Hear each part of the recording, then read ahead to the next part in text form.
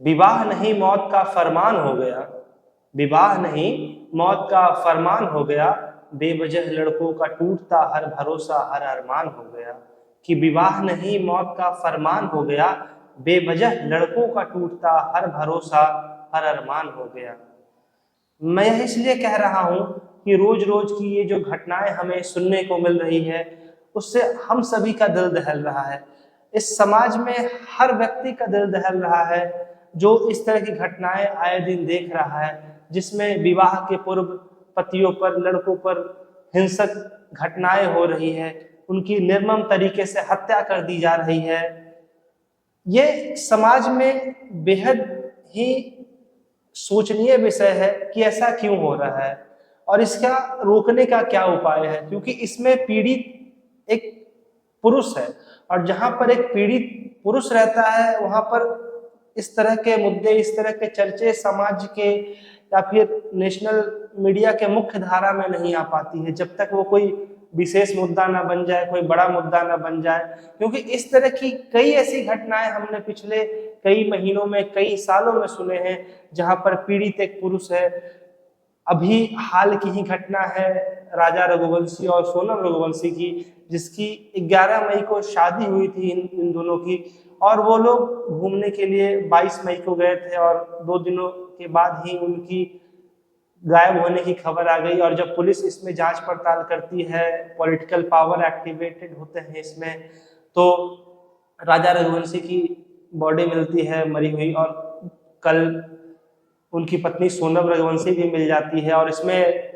जो भी खुलासा होता है उसमें यह पता चलता है कि सोनम रघुवंशी अपने प्रेमी और उनके साथियों से मिलकर अपनी पति की हत्या करती है।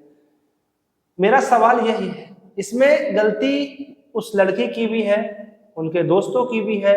उनके प्रेमियों की भी है और उनके माता पिता की भी है, उस लड़की की जिसने अपने समाज में अपनी इज्जत बचाने के लिए, अपने रसूख को बचाने के लिए, अपने छवि को बचाने के लिए एक लड़की का शादी दूसरे लड़के से कर दिया जिससे वो पसंद नहीं करती थी, और जिसके कारण एक मासूम बच्चा, एक व्यक्ति, एक माँ का बेटा अपना इस जीवन से चला गया, इस दुनिया से अपना चला गया। तो हमें यह भी सोचना चाहिए कि इस तरह की घटनाएं नहीं हो। इससे पूर्व भी आपने देखा होगा मेरठ की एक घटना आई थी जहां पर एक सौरभ नाम के लड़के को ड्रम में सीमेंट में जमा दिया गया था और बेहद ही निर्मम तरीके से उसकी भी हत्या कर दी गई थी, और वो भी कुछ दिनों तक वो मुद्दा उछला और फिर वो मामला गायब हो गया। तो इस तरह की घटनाएं जब भी होती है तो पुरुष समाज में हर एक लड़के के मन में यह चलता है कि क्या विवाह उचित है, क्या उसके साथ यह घटना नहीं हो सकती है, क्योंकि इस तरह की घटनाएं सुनियोजित तरीके से की जाती है। जो लड़की रहती है उनके मन में पहले से ही कोई और बैठा रहता है, किसी और प्रेमी से वो प्रेम करती है, जिसके कारण वो इस तरह की घटनाओं को अंजाम देती है उसके साथ मिलकर। तो जितने भी लड़के हैं, जितने भी पुरुष समाज हैं,